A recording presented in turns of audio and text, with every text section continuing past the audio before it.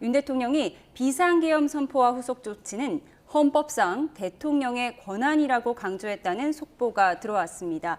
앞서 정청래 위원장, 국회 측 소추위원이죠. 정청래 위원장이 신원식 실장이 계엄 조건을 알아서 반대했다고 생각한다라고 답변을 했고요.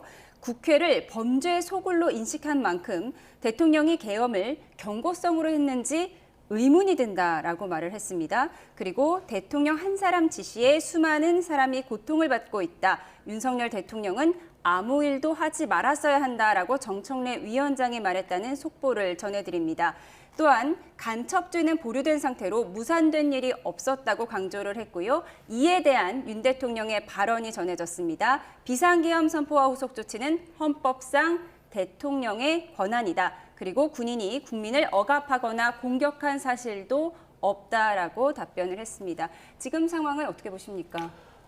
계속해서 말씀드리지만 오늘 저희 권성동 원내대표도 교섭단체 연설에서 말씀을 하셨지만 21세기에서 저희가 이제 계엄이라는 것을 쉽게 상상할 수 없기 때문에 대통령께서 평소에 친한 의원들이나 아니면 말씀하셨던 3, 4월에 있었던 그런 안가 모임에서 비상한 조치를 말씀하셨다고 하더라도 많은 분들이 이제 비상계엄까지는 염두에 두지 못했을 거라고 생각합니다.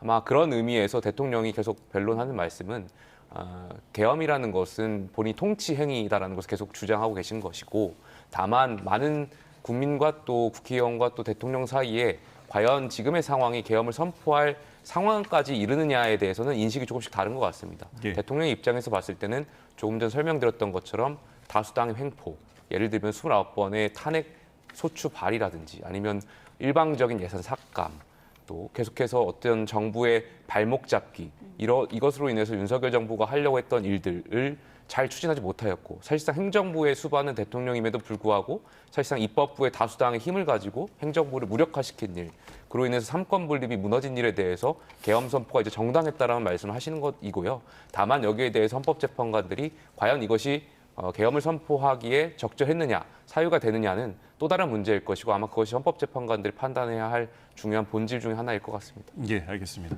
지금 이제 신원식 실장에 대한 증인신문이 좀 마무리가 되는 수순인 것 같습니다. 윤석열 대통령의 의견 진술이 속보가 계속 들어오고 있는데 다시 한번 좀 정리를 해드리면은 비상계엄 선포는 이 후속 조치, 헌법상 대통령 권한이다. 민주당이 내란 프레임으로 만든 체포 안 일어났다. 그리고 군인이 국민을 억압하거나 공격한 사실도 없다고 덧붙였고요. 오히려 질서를 유지하러 간 군인이 시민에게 폭행을 당했다라고 언급도 했습니다. 또한 결심 지원실에서 보려한 거는 국회법이다라는까지 언급이 있었는데 지금까지 들어온 내용 또한 한 줄이 더 들어왔는데 계엄 해제 요구안 통과는 명시적으로 보지 못했다라는 의견까지 덧붙였네요. 어떻게 보셨어요? 그러니까 계속 본인이 비상계엄을 선포하게 된 계기에 대해서만 말씀하시는데요. 그 하나하나 사실을 보면 여야 간에 사실 상당한 대치가 있었고 예. 저희 야당에서 대통령의 어떤 국정 운영에 대해서 비판적인 행동을 보이고 의견을 제시한 건 맞습니다.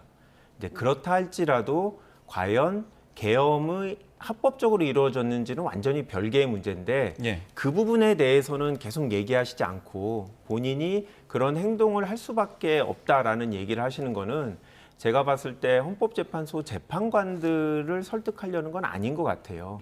그분들은 제가 봤을 때 법적으로 입법부나 언론, 그다음에 선관위에 대해서 어떤 권한 행사, 기능을 정지시킬 수 있는지 이런 측면으로 보시는 건데